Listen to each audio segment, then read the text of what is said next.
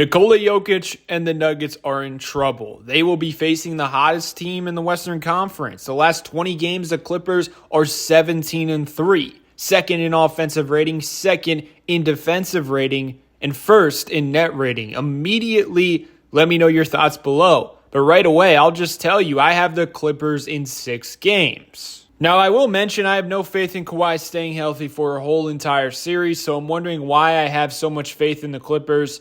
But I don't know, they just seem different this year. Now, the key to beating the Nuggets is not slowing down Nikola Jokic. At this point, he's going to get his. There's nothing you can really do. It's really about making it tough on him. But for me, the main key is stopping Jamal Murray. Making it so Nikola Jokic has to play hero ball. He has to put up 30-plus shots to even stand a chance. In wins this year, Jamal Murray is averaging 23 points compared to 18 points less efficiently in losses. The 2 years they made the conference finals, and of course the finals run, he was averaging 26 points per game on crazy efficiency. Meanwhile, the other 2 years, he was only averaging 20, and he was pretty inefficient. Plus, you got to keep in mind he's coming off an injury. It's going to be tough to live up to those numbers, and quite frankly, the Nuggets need that from him. I fully believe the Clippers have what it takes to make him struggle. Now, I will mention I may be wrong because the 4 games versus them this season, he's been super efficient, 52.7% from the field while scoring 20 points per game.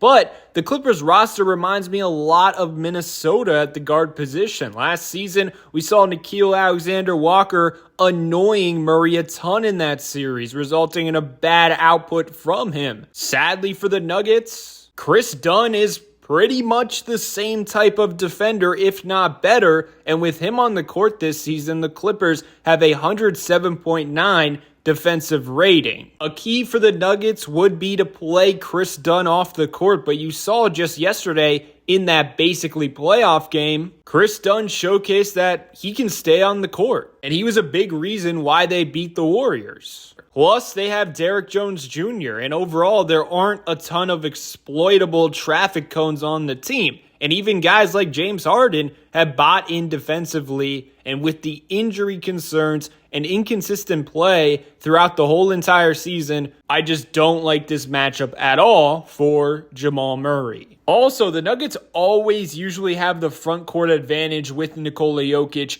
and Aaron Gordon, not only skill-wise, but size-wise. But Big Zoo has the argument for being the second best big man this season behind Jokic in the league. That's how good he has been, and he's one of the only guys who can hold his own against Jokic one-on-one. Of course, Jokic will give him buckets. He did give him buckets in the regular season, but Zoo is a big body to move around all game. He's constantly grabbing rebounds, setting screens, scoring as a roller. Jokic has to respect him on the defensive end of the floor. And then you have Kawhi Leonard. He's playing his best basketball right now, looking like a top 3 player in the NBA. The Nuggets at their best usually dominate the points in the paint and the rebounding battle. Well, both teams are in the top 5 for rebounding percentage and the top 10 in points in the paint. Nuggets clear in both of those categories, but it's not by much. One of their best advantages as a team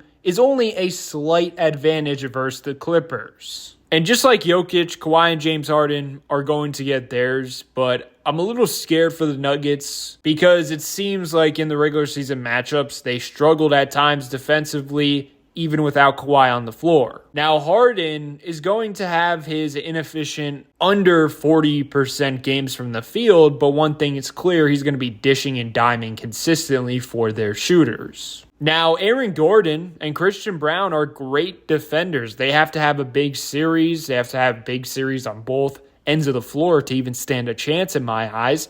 But mostly, I'm worried about everyone else in the starting lineup defensively for the Nuggets. And I think this is a great matchup for the Clippers role players for that very reason. In fact, Norman Powell versus the Nuggets in 4 games this season has averaged 27.8 points per game, 53% from the field, 48% from 3. And I think Bogdan Bogdanovic will be effective offensively in this matchup as well. And one of the biggest weaknesses for the Clippers, aka the backup center and the minutes without Big Zoo, well, the same goes for the Nuggets. They either go small or they rely on DeAndre Jordan without Nikola Jokic. And without Jokic, in those rare minutes, the Nuggets have a negative 8.8 net rating. Meanwhile, the Clippers survived the whole entire season without their best player. Now, the one area they struggle in is the minutes without Big Zoo. Negative 4.5 net rating with him off the floor this season. That's a big X factor. Whoever wins those minutes without those two big men on the floor, I'd advise the Nuggets to do